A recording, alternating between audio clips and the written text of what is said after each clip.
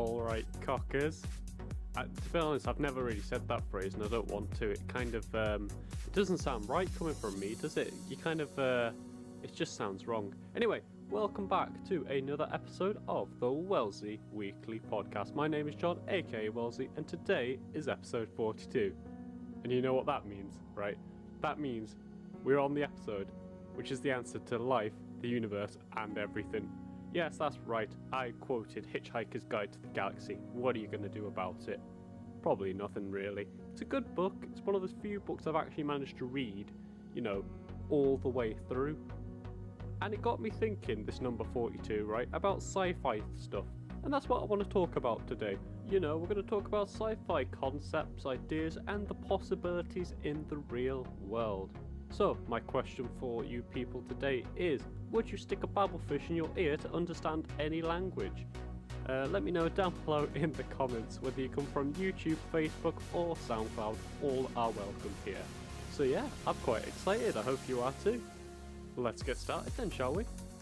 Now, going back to fish, right? The idea of a babblefish is, for anybody who hasn't read the books or seen the TV show or the movie or anything like that, a babblefish is a little yellow leech-like thing that basically gets stuck in your ear, and then basically you can understand any language in the universe. Now, at the time that this was written, this was actually kind of a sci-fi concept, you know, being able to understand any language.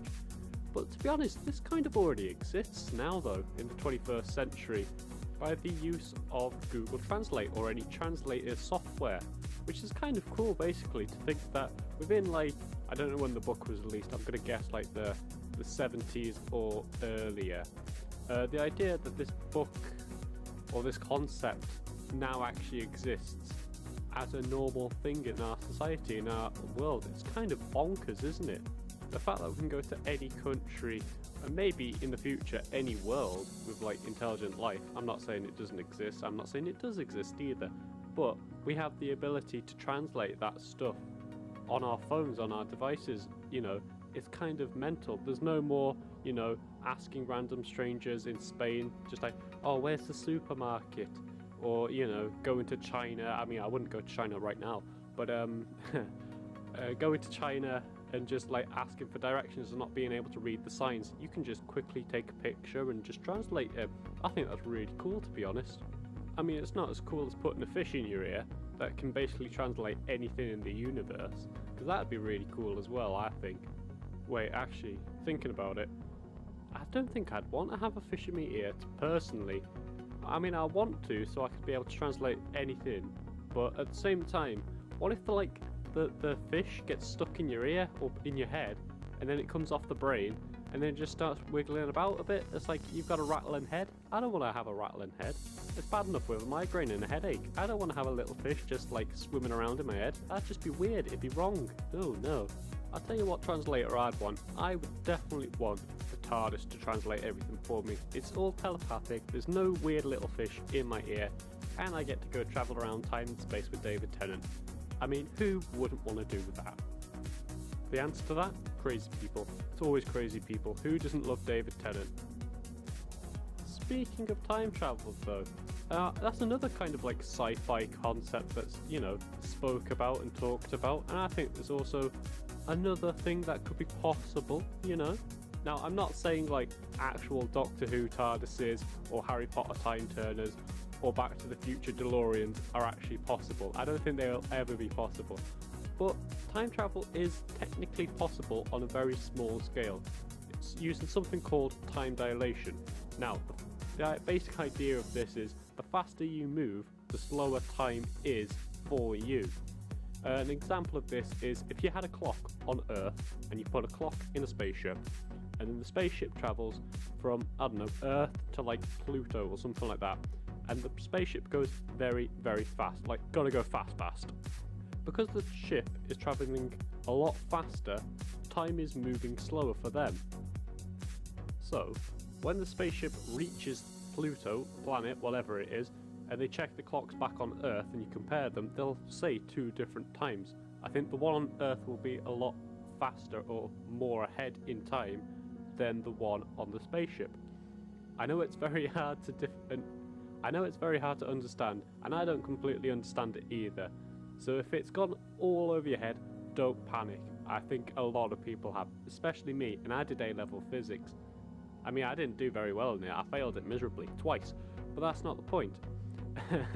Yeah, all I'm saying is time travel could theoretically be possible, and I think we've managed to do it on this planet by like microseconds, like really small amounts of going into the future or the past. I can't remember which way it was, but definitely go check it out on like Google and all this kind of stuff, because it is definitely out there. I reckon it'll be possible, not to the extent of like all these science fictions and how they, do it, but I think it on a small scale it will be. Now, speaking of things that go over your head, another thing that is kind of like a sci-fi concept, but it's also more like a fantasy thing, although I think Star Trek did it. And that is, of course, the Cloak of Invisibility. The idea that you can turn yourself invisible by using a material which is quite common, I think people could believe that. I reckon that could be quite possible. I mean, it already exists in some capacity already. The idea of camouflage is one example. I mean, it's not completely invisible, but people are able to hide in plain sight. The only bad side is you've got to be, squatting in a bush, being absolutely still. And I don't do being still for very well at all, to be honest with you. So I don't think I'd be able to pull off camouflage or make it work very well. But I reckon the idea of like the Harry Potter style cloak could be possible. And I've got an idea of like how it might work. So my idea is this, right? Now bear with me, it's not fully planned out, and I did just make it up on the fly, but hear me out. You get a 360 degree camera, there we go, I said it that time, that projects onto a cloak basically, but it has to be under the cloak for it to work, so nobody can tell where the camera is, and so it makes sense where it maps. The material has to be kind of like, it has to be able to see out, but not be able to see in as well. Kind of like one-way glass. And then obviously you can connect, the output of the camera into the material, and then it can kind of work, sort of, I think. I don't think it would work like that exactly. There is a bit of a downside to this, and it's the fact that you wouldn't be able to walk around very well unless you had like a camera stuck on your head as you were walking around with this cloak on top of it as well. But I reckon it could work in some capacity like that. But I reckon it would work a lot better if you did it within a vehicle. And actually, that already exists, if I'm honest with you. I did a little bit of digging when I was looking around for all this kind of stuff, and I found that Mercedes have actually made an invisible car. And it works by having like screens on the outside, or materials that project screens, and just have a camera on the inside, and they actually look quite invisible. It's really hard to tell. As long as you cover the what they call the wheels, that's it. As long as you cover the wheels, it looks almost invisible when it's still. I haven't tested it or looked at it when it's, moving, but for the most part, it looks quite good. It looks quite impressive. And I reckon a lot of spies would use it as well. Although I don't know why they'd ever need to have an invisible car. But spies and gadgets just go hand in hand. So an invisible car, yes please. Now, something else that spies might have a lot of fun with is another sci-fi concept that is quite well known, and that is the idea of tractor beams. Now, for anybody who doesn't actually know what a tractor beam is, it's basically a beam, usually a light source, that picks up things and brings them closer. Like a supermassive arm made of light and particle things. Although I'd be a bit scared if a massive hand came down to grab me, if I'm honest with you. I might start believing in God. I'd still be a little hesitant if he exists or not, but I'd just believe it a little bit until he's like, "Hi John, I'm God." I would love it if it was Morgan Freeman though. Oh, that'd be brilliant. Sorry, I'm getting sidetracked here. Tractor beams. Personally, I think it could work, and I think we will develop something like this in the future, maybe like 10, 20 years into the future. I don't see it, not working, but I don't think it'll work in the way that we see it in like, entertainment, in books and in TV and movies and stuff like that. I think it'll work more directing air currents and vacuums rather than light related. And it'd be really cool to just, be able to just bring things closer or just throw them to a side, because you could just push them away if it was an air current, just like a massive, like the opposite of a vacuum. It's just a blow, massive blow gun essentially. It's like flying, like make things fly into the distance, like like Monopoly pieces when somebody's losing and they tip the board over, you know, that kind of flying. I think that'd be really funny, just seeing a cow just like fly out of a field or something like that. I mean, I don't know why we'd ever do that to a cow, because they've done it out wrong, but you know, it's usually cows in like aliens and sci-fi films, isn't it? They get picked up. I don't know why that is actually. Strange.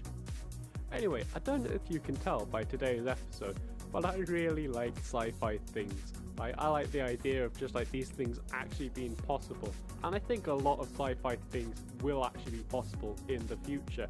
Just like in the 60s and stuff like that, people thought of ideas and things that are now just like common to all of us.